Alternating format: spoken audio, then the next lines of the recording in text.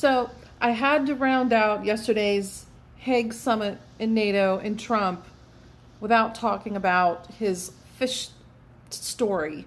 Because, like, as he kept speaking, he kept making it more and more investment money being promised. Which, again, guys, promises ain't shit until that money hits the bank, right? Watch this. Hundreds of billions of dollars of tariff money is pouring in. Factories are being built because they don't want to pay the tariffs, so they're building them all over the country. I think we're close to $15 trillion. I told you 5.1 trillion from the Middle East alone, but of investment money.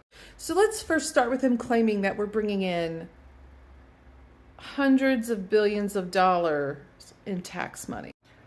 We have brought in under 200 billion in tariffs, a cost which is mostly passed on to us, the consumer. We are the ones paying this surcharge right now.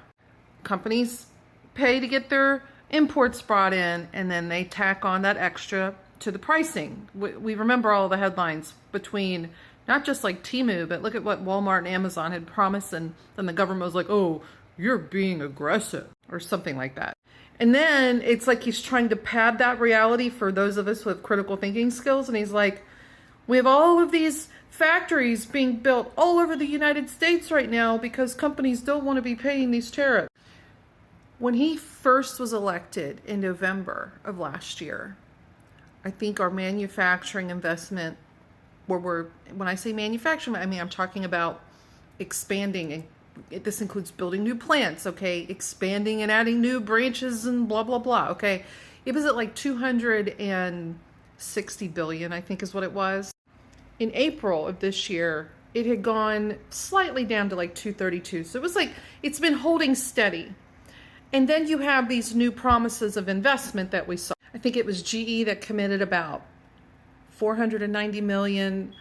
Hyundai was like a paltry 20 billion. I was reading the other day how here in San Antonio, JCB is planning to expand their plant. So they're going from like 500,000 to 1 million square footage. And Audi is considering, they've not pledged or made any commitments yet to bringing in like another 4 billion in plant investment in the Southeast. All this together, that's like, what, 30 billion? Let's be generous. Let's say it's 40 billion. That only funds the United States for 6 days. And the reality is that a lot of this has not materialized yet. Again, these are pledges. We have seen where big manufacturers and companies will buy up land and be ready to break ground, and then it doesn't materialize. I mean, we had Foxconn in Wisconsin, I think, what was it, Carrier in Indiana, and don't forget he had that whole building more steel mill hype, which never materialized. This man never delivers, is part of the problem. I mean, the reality is that Trump's factory promises are like his ethics. They're non-existent. I don't know. I mean, his bigotry always seems to deliver on time. I mean, think about this. What was it, 2017? I think the Saudis had promised 450 billion.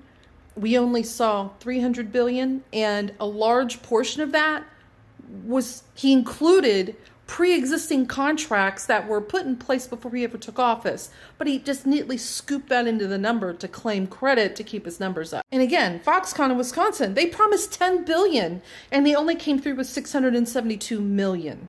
And then fast forward to this term, okay? He went overseas, as we know, to the Middle East for 4 days, enjoyed feeling like a king, right? Took in the pamper, thought, I might want to reshape the White House a little bit on the interior, take some notes, bring home some trees that aren't indigenous.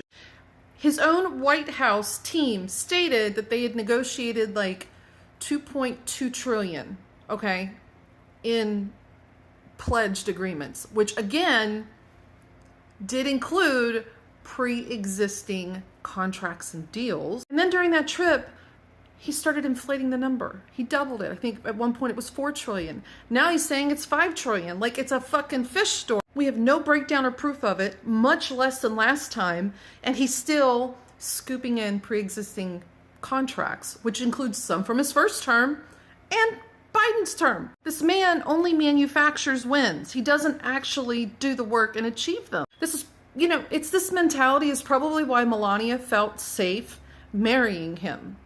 She knew there would be zero investment and just a bunch of flashy promises that she would not have to worry about him keeping. Now, don't get me wrong here, as much as I'm naysaying here.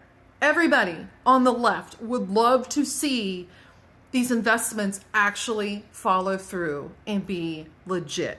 The problem is, though, is he's constantly overflating and lying about it instead of just being upfront. These are pledges, and we're going to do our best to facilitate them.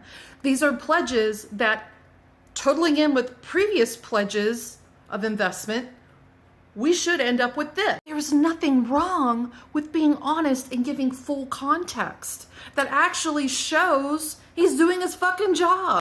And for many of you who don't know, there's like this global investment fund that's got like 55 to 60 trillion in it, right? It would not be hard for him to take vague promises and, hey, let's get together next week and talk about maybe investing a couple trillion, or I'm sorry, not trillion, but like a couple billion in this or this or this.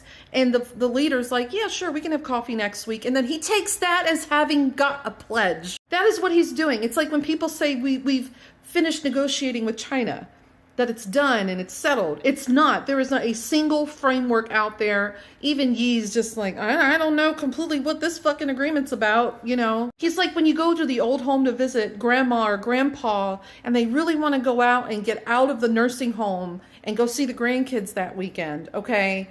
And they're doing anything to make you promise or manipulate you into a potential conversation only about getting out of that nursing home without any actual definitive promise or plan. That is literally what we're dealing with right now. Dementia tactics.